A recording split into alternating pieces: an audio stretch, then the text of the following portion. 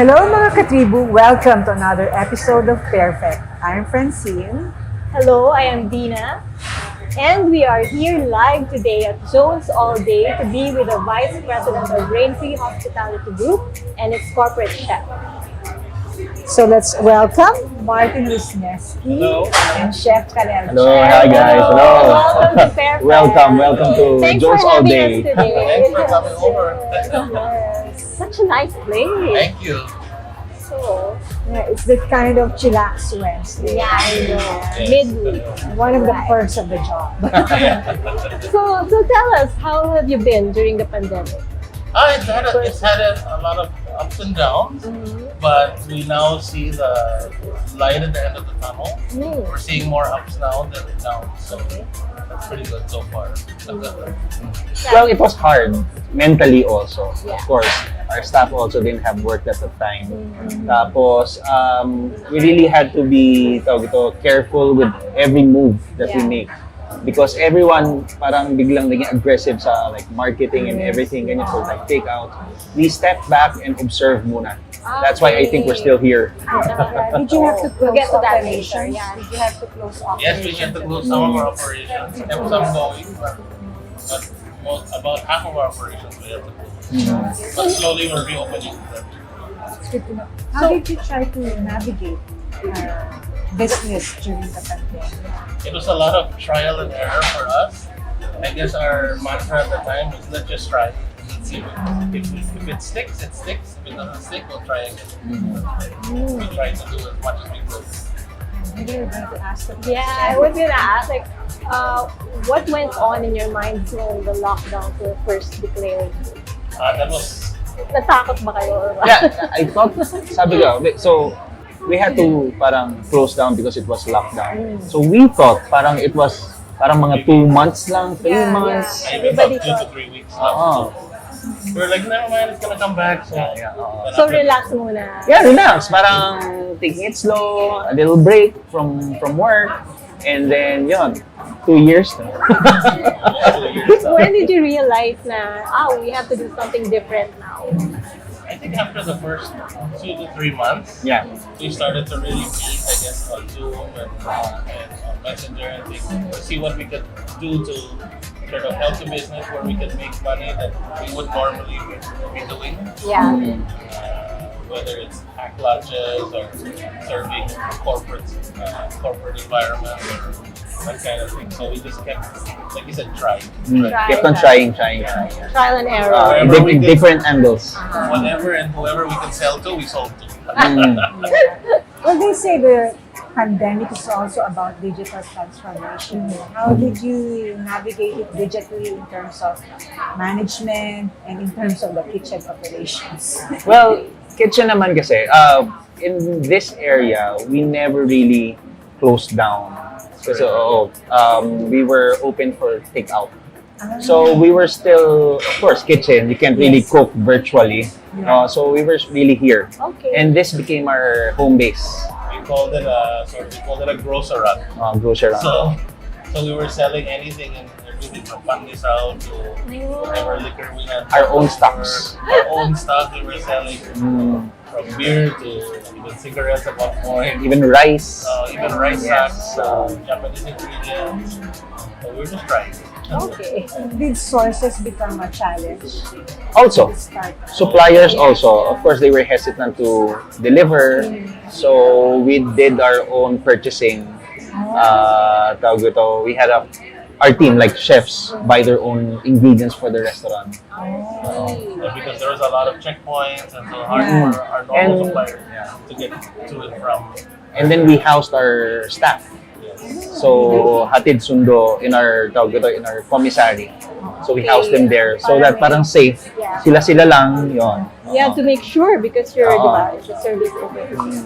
Kasi there was little information about COVID pa I at that know, time. everything was so unsure. Yes. So, pero we've been talking about how you, di ba, pivoted. But I'm sure a lot of people out there maybe are not so familiar yet with what Raintree is about. Maybe you can tell us a little bit more about We're Raintree Hospitality. yeah, and we're the a beginnings. hospitality group that started around 1997, and we own and operate restaurants. We also manage different hotels and also industrial food service like food courts. We also now have a bakery operation. That's new. That's new because of COVID also. That's one of our pivots. Yeah, so we do also consulting for various other things. So right now, would you say that even during the pandemic, you've grown a little bit? Or changed? Yes, mentally and physically. Yeah. Tell us about the hospitality side of Raintree Hospitality. Because I understand you also manage Yes. hotels. Yeah, so we manage, right now we're managing a hotel in Boracay called Yes. Coast. Yeah. And so far that's been very good. But of course, it had its ups and downs because of the 6 months closure. The closure and pandemic. So, but now it's also coming out of coming into the light again. Di na kailangan Yeah, we don't need you don't need a PCR anymore to go to Boracay. This is just yesterday, no? Yeah, just yesterday. So, Good news for you very guys. good. So I'm going there tomorrow. Sama kami lahat. Okay. So, would you say revenge travel has been good for you? Revenge foodies, revenge travel. People are just all out buying. Eager to Yeah, it's go. funny. As soon as an ECQ or a DCQ is lifted, we see a big bump in sales. People just want to get out of their houses, I guess. Go out of town, go out and see the sunlight, I guess. Oo nga eh, kahit na lumabas lang sa neighborhood, di ba? Well, hopefully until the holidays, the end of the holidays Yes. till next year. I hope. We're hopeful this is it. It will continue to grow from here. So, I asked you before, just a little bit earlier about growing in the pandemic. So, how has Raintree managed to innovate in spite of all the challenges of Well, it? at the beginning of the pandemic, actually, we sat down, we decided, where do we go from here? So, beginning, we opened a bakery. I guess improved our bakery. We also launched what we call ghost kitchens. So, Cloud kitchen. yeah, the kitchens within our kitchens. So we had a pizza concept. We had Chicken concept. a Korean like style fried chicken concept. We put one of our other restaurants in our other restaurant. So some of them went to Sensu. And then in the middle of the whole thing, we opened a new restaurant outside, out of town in Tagaytay called Farmer Station, which proved to be quite.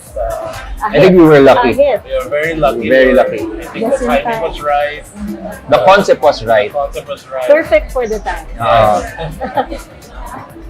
Do you see that cloud kitchen as a temporary concept, or I do think you it's see it as a growing even trend? pre-pandemic, it was already starting, especially abroad. I think it just pushed everything forward. The pandemic. Fast So track and I think definitely anything that's online that you can get online and make it easy to get online will be the future.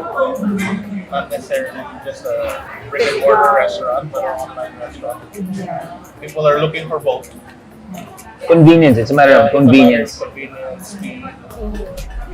Sometimes you just don't want to cook at home. That's true. actually, I think that really expanded your market, Yes.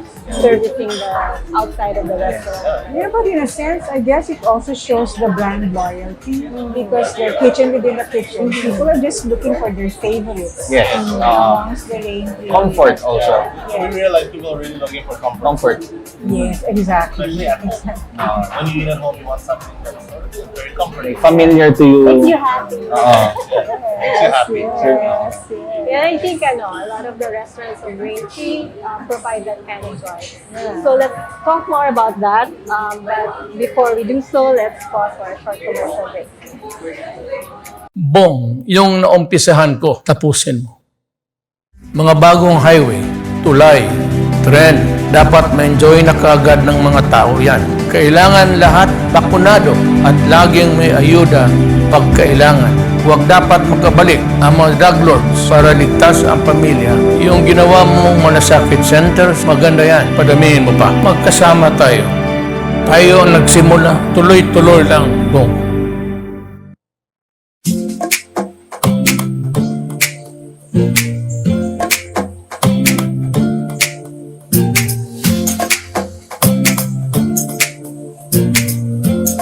Hello, and we're back. I'm Francine, and I'm with Dinah. We're back with the guys of Raintree Hospitality Group, Martin Wisniewski and Chef Kalel Chan. Thanks Welcome for back. having us here. Let's continue our delicious conversation. Yes. We heard that Jones All Day, is it really a rebirth of an old concept or it's A totally new totally new one? Tell us more I guess about it's a it. totally new concept with hints of the past. I guess Ah. are some of our past concepts. So definitely something new. Yeah, what are those concepts? Can you So yeah, we Forward added menu. kasi before Mr. Jones was Yes. totally like American, like full-on American diner. Now si Mr. Jones nag-mature na. nag-mature na Nag-mature na siya? si Jones all day. I'd like to say it's Mr. Jones' granddaughter Oh, who took yeah. over the restaurant and wanted to make it updated to the post-pandemic Bring it world. to the current Yes. time. Oh, Okay. so we're done with the American diner look. Yes. You have a more stylish More look like right bistro, now. bistro look. Natural bistro. Yeah. So we have our mga bakery section right in front, dessert section, and we also have our seafood cold bar, raw bar. Yes, So that's those a are the addition. new additions. Yes. Yes. Yes, so the granddaughter is really mature. Granddaughter Ready for happy hour pala. more traveled na. More traveled na siya.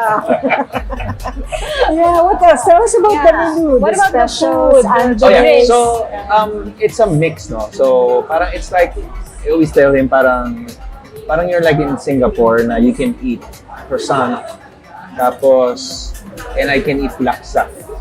So parang ganun diverse, yung diverse taste yung yung can tawag be doon. served all at the same Yes, time. You can That's eat good to tapa, know. but then there's also eggs Benedict. Eggs Benedict. Oh, So that's why it's called Jones all day. Because Yes, you can yes. You can eat all day. Oh, so it's like every breakfast, lunch, dinner, whatever you want. Yes. happy hour. Yes. And as early as 7 a.m. Happy the hour menu, na. happy hour na. Yeah, you can Oh. order sa full menu namin. We will order oysters Why at not? 7 a.m. Yeah, so you can Yes. celebrate. It's really a place for celebrating. So I'm curious, how did this concept come about? What drove you to put all those elements together? What were you considering? Was it out of your own need? Well, the Dahil Was it out of your own need to have an in some all ways, yes. We had a concept here before called Moto Moto, which is a Japanese concept. Okay. And I guess the world changed, right? Yeah. People's needs, people in the area also. I guess the neighborhoods got smaller, the communities got smaller, got closer together. We wanted a place where, in a post-pandemic world, you could really get together, with your parents that you haven't seen in 2 years, or your kids who have been stuck in a condo for the last. Yeah. That's a nice place. And then we wanted the menu to reflect all of those kinds of people. So if your kids come, they want burger, they want Everything for everyone. Yeah, so I parang 3 generations can sit on one table. Yes. I like that, that's ano? Diversity and I like inclusivity. that. Yeah. So there's no other place like this that exists in Metro Manila. Would Well, you I'm sure say? there are a lot, but we're going after Yeah. our community here in this area. So within a couple of block radius, there's probably not a lot of concepts like that. Yeah. So We just how, want everybody to come here, be happy, and just be happy. hang out. Right. That's why we fixed our alfresco. Oh, yeah, yeah. Added like high-powered fans. Comfort. Plants. Yeah, plants. Are you going to have a holiday menu or takeouts and all? What's your plan for Yeah, that? it's coming. It's in the works. Probably holiday pastry, Holiday platters also. holiday menu, holiday platter. Yeah, good. So now I see, because my next question is, what's the secret ingredient to your staying power in the industry? I guess maybe like what I was talking about earlier, we just keep trying. Tsaka mga realization. Yes. There's a lot of realization, lalo na this pandemic. I think you have to learn from every failure. You have to learn from every mistake that you make, and you move on from it. Don't sit there and feel bad, feel sorry for yourself. Just keep moving on. Just right? keep fighting. Yeah. You have to keep fighting. That's in life, in business, Nice. Oh, lalagay na natin yan. But how do I-frame mo you na yan. make decisions as a team? I'm sure you have different So it's a personalities lot of also. arguing, Oh. and, a lot of back and forth, but We'll get there. Yeah. So, I think it's a healthy, ano naman, uh-uh. healthy argument. Yeah. Strictly professional. Yes, yes. I'm sure, no? Especially with R&D, when you introduce something new, and Yes. especially you're always Even introducing us. something. We argue every day. Yeah, everything. Ah, Edit each other. value arguments. The important thing is you make up again after. Yes, exactly. The objective is always the same. Right. Sometimes you just have different point of views, pero the goal is the same. That's important. Keep that. Yes, yeah. So, but now that we have Alert 2, right, and everything is more at ease, what sort of protocols are you implementing right now? So we're still following all of the IATF original protocols, whether it's social distancing, wearing a mask, getting your temperature checked at the door, Vaccine card also. Okay. vaccination card for indoor diners, always cleaning the tables with Sanitizing. sanitizers and things like that. So we never really stopped that. We have a spit guard in the pastry area as well. So we never really stopped that. We tried as much as we can to follow it as consistently as we could, of course. Yeah. And of course, your team, of course, they went through the full vaccination. Yes. All the They can't requirements. work, they can't start. Yes, We knew that from the beginning that we needed to get everybody vaccinated as soon as we could. So we went forward with that right away. So would you say you're easing into the now normal? I would think Yes, we're still, of course, like everyone, I think, very cautious of what's next because things are always changing. Things are going. Sometimes it's very uncertain what's gonna happen. But this has been the most certain. Yes. Yes, yes, yes. I think it's because we're getting into the holidays, we're getting into the Burr months, so we are in the Burr months. I guess it's a challenge because it's another layer to your operations, no? Yeah. I mean, the kitchen. First, HACCP and all, and then now you have to go through these protocols. But even in the restaurant business, you're always up and down. There's always something new. There's always some new trend. Or Yeah, you have to keep your eyes open. We're Also. kind of also used to that in a way. But I can see that this concept is really working so well. I mean, Yeah, so far so good. very good turnout for lunch on a weekday. Yes. But can you tell us what other restaurants are currently open under Raintree, and what makes each one stand out? Well, I guess let me start first with our newest one, besides this one, Farmer's Table. Farmer's Table. I believe the fact that it's 100% al fresco. It's Dining. very timely. It's in Tagaytay, in the middle of a forest. The why cool good? weather that's what really makes it. The beautiful something garden. High ceiling, Yes. naturally social distance. You actually see trees and animals and Naturally cool temperature. And we have a farm also. Yes. and then maybe out of town we have a place called Chachas in Boracay, which is at the coast. Yes, everybody Hotel. knows Chachas. It still has fun. It still has one of the best views and decks of the island. So I think that's what makes it individual. And here in BGC we have Providor in SM Ora, which is also an all-day cafe. We have lots of different retail items from different suppliers around the local ingredients. Some very good merienda type food as well. Arroz caldo, dos palabos. Oh, there. So, The all-time favorite. yes. And of course the famous ube champurrado. Yes. Which came first? Ube champurrado in Boracay or Providor? No, it's in Boracay. Ah, And then you brought it to the city. Actually, mga guests namin requested to bring it here. Okay. There was even a guest before we opened Farmer's Table at the Tagaytay who actually said on video, "Can you please bring the ube champurrado to Oh, Tagaytay?" that will just go Okay, wow. everywhere. So We can't say no. we can say no. Oh. So yeah, we have a saboten, which is tawag ito, Japanese? Japanese. We're very famous for tonkatsu. We specialize. Yes. That's a tawag ito, Japanese franchise. Okay. And then Friends and Family, which is straight up Filipino food.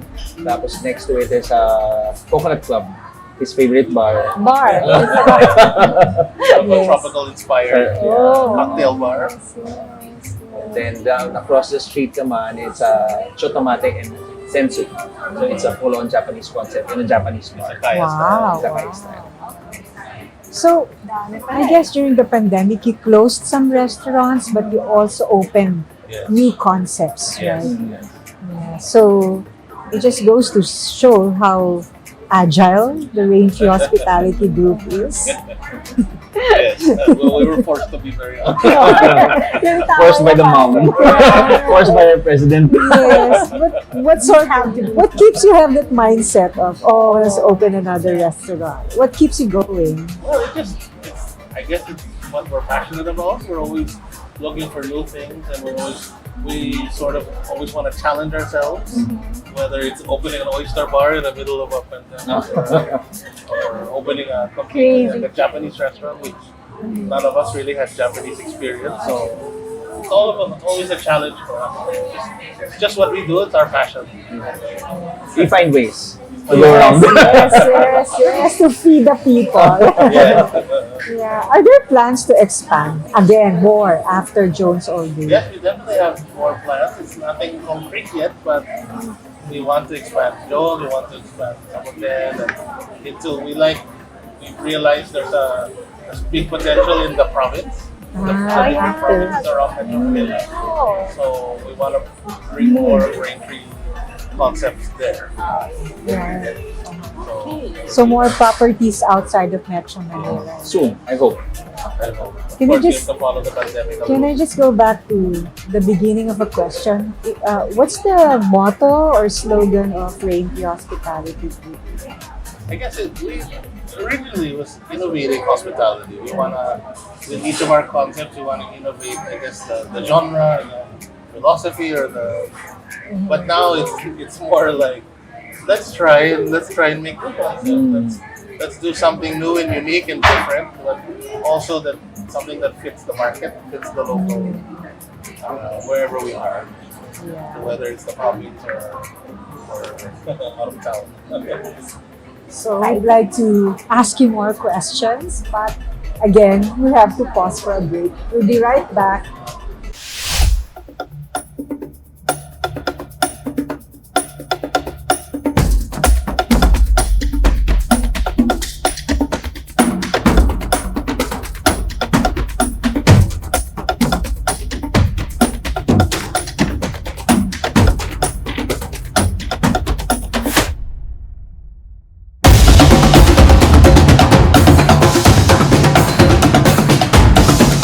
This public service advisory is brought to you by Daily Tribune and 100.3 RJFM. Oh, vaccination, isolation. Gotta keep up with my nutrition. Gotta maintain my body condition. Then I can take my vaccination. What do I choose? What do I take? As long as it is not a fake. AstraZeneca, Moderna, BioNTech, even Sinovac, okay na.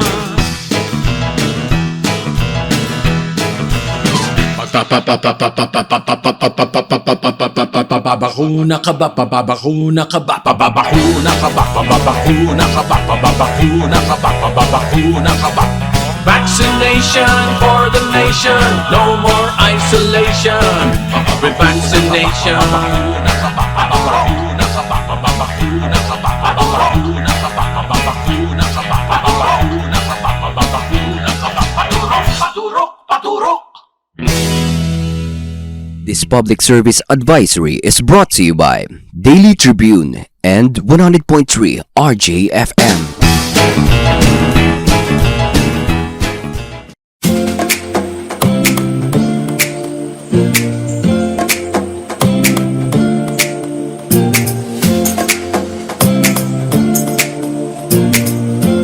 Welcome back to PairFect. Still with us this afternoon is Martin And Wisniewski Chef and Chef Kalel. Kalel Chan. So we'd like to get to know you better, so we'll play a little game.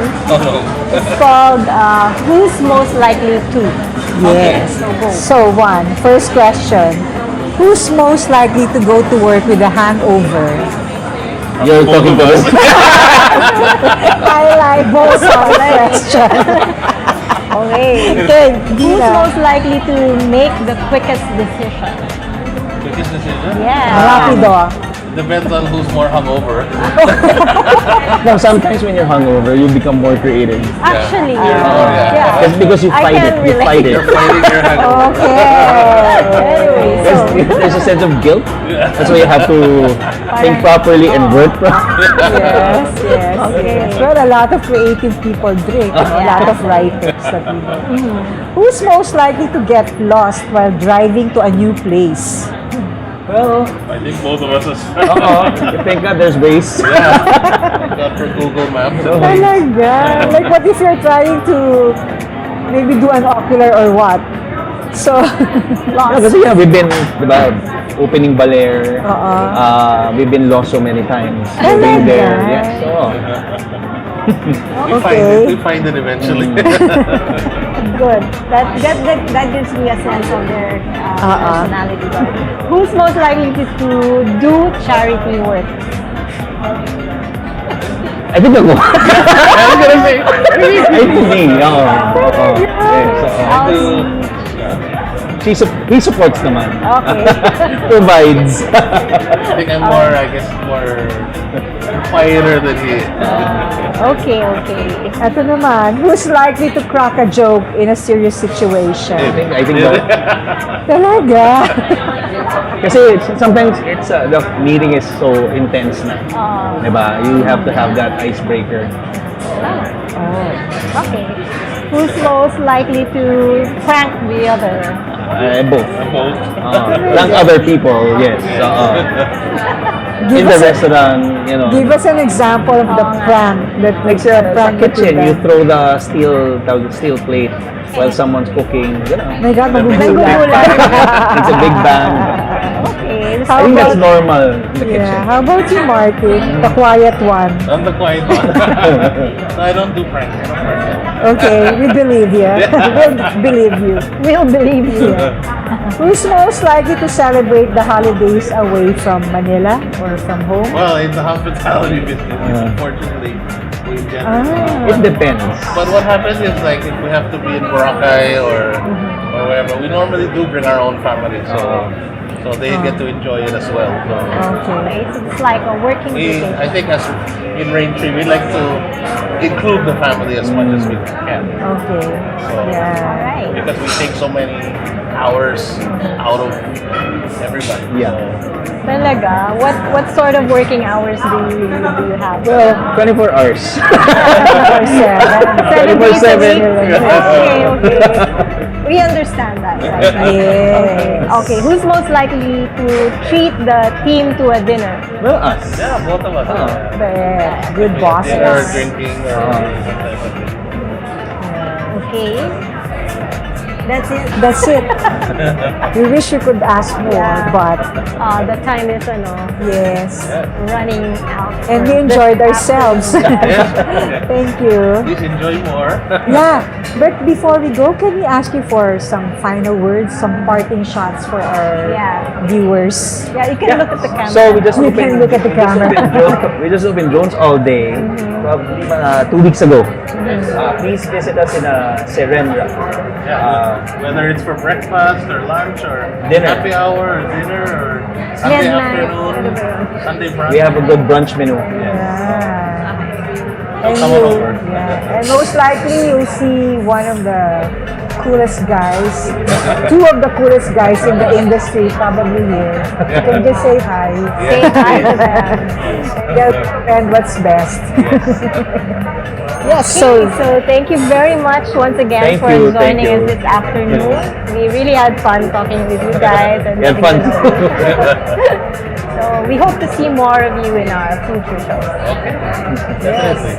So there you go, guys. Watch PairFect Live every Wednesdays at 2 p.m. on the Daily Tribune Facebook page and on Tribune now on YouTube. See you next week. I'm Dinah. And I'm Francine. And this has been PairFect.